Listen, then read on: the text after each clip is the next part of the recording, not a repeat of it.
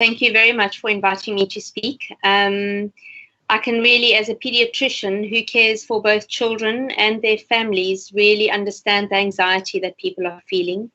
This is a really anxious time for everybody, but even more so for your children, because children are often people's most prized belongings, and they really don't want to put their kids at risk. And so as a group of pediatricians from the South African Pediatric Association and our executive, we've looked very carefully at all the current available evidence that we have. And we feel that from a COVID point of view, when it comes to children, there's a little glimmer of good news in that children seem to be affected less and they transmit less than what adults do. And so looking at all the available evidence at the moment, we feel that there are huge advantages in getting kids back to school. As Minister Schaefer suggested, this virus could be with us for a very long time. And so we want to get our kids educated. We want to get them back to school. We've suggested that we agree at the moment in that a staggered approach, getting year 7 and year 12 back to school carefully and seeing how that goes. But we know from a child's point of view, not only is their education important, and as we've mentioned, not everybody has access to online education. Many children require face-to-face education, but also from their mental and psychological well-being. So many of the children are feeling depressed because they haven't been seeing their friends and colleagues. We also know that food security is a huge matter. And I was reading a paper from the Journal of American Medical Association saying that in the USA, up to 20 million children rely on food meals for their nutrition. And I know in South Africa, that's probably even more of an issue. We also know that children who are left at home, often if their parents are now returning back to work, have big safety issues. And so for at least those reasons, we feel that children should be going back to school. When you ask about your child may have a comorbidity, we're saying please contact your health provider, your clinic, your pediatrician, your GP if your child has a comorbidity. But we found that many children with comorbidities, asthma, on immunosuppression, allergies, on the whole are actually going to be okay. And so when we've looked, children carry what we call a very much lower viral load. So that means there's not as much virus in their body. And so they tend to acquire it far less easily than what adults do. And so people feel anxious about sending their kids to school. But in many cases, parents are not that anxious about taking their children shopping with them or taking them into the community where the risk of getting this virus is as much as if they were going to school. We also know that they transmit less. So not only do they transmit less from child to child, but we know that they also transmit less to adults. And this is obviously something that makes teachers feel anxious. Are they going to get this virus from the children that they're teaching? And we know on the whole this is not the case.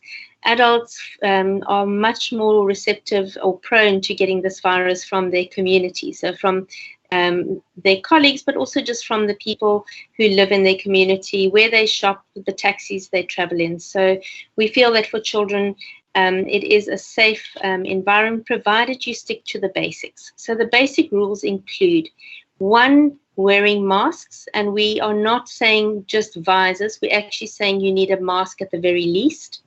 2, keeping your hands clean, either with alcohol sanitizer or with soap and water. And 3, social distancing. And recently the WHO has come up with a very nice article that you can look up that suggests some different ways of thinking about it. So don't have all your school breaks at the same time, maybe stagger your breaks. Think differently. If children are nervous about going back to school, I've seen a couple of the schools in the Western Cape have actually come up with little videos that they share on WhatsApp. I watched one last night where the teachers were acting as students going back to school, showing them how to have their temperature done, how to clean their hands, and how to sit socially distanced away from their fellow students. So those are the basic rules. And then the golden rule is, if you are feeling sick, either as a teacher or as a pupil, you should not be going back to school, but should rather have medical attention and have yourself tested. So those are the golden rules. We spoke about closing the schools, and the WHO also suggests that maybe you can think about closing individual classrooms rather than closing a whole school, because it's the people within the classroom that may be transmitting it. So if you've got one student or one teacher, instead of closing the whole school, you may want to consider closing specific classrooms rather than closing the whole school. And I agree that there's no real reason for advertising which school has got it, because at the end of the day, I think most schools will have either a student or a teacher, because it just reflects what's actually going on in the community. And in the Western Cape, we've got a lot of COVID infections, and it's not specifically related to the schools because they've been closed for the last 2 or 3 months. And then I just want to just show a couple of slides quickly, just related to any potential children that might have died. And this is before the schools opened. So next slide, please. So these are the stats in South Africa from the 9th of June. The next slide. In the Western Cape, we can see that in the age group between 0 to 20, as of the 9th of June, there have only been 5 deaths. In fact, I think it's just been updated to 6 deaths, but there are 0.2% of the total number of deaths have been in pediatrics. And I'm going to show you that that is a worldwide phenomenon. Next slide, please. So I'm going to ask my assistant to point right at the top on the left is a little dot that's the size of a pinhead. And that is the number of cases in the UK under 15 that have actually died of COVID-19. If you look at the other circles, obviously the people over the age of 75 is the very large circle, and the other age groups 15 to 44 is the next biggest circle. But you can see that very, very tiny little pinhole right at the top. That's the number of cases of children that have actually died of COVID. So I think children on the whole are going to get off this a lot more likely than the adults would. This is usually different in other infections, but in this situation, there is a little glimmer of hope in that COVID seems to affect children far less than adults. Next slide, please.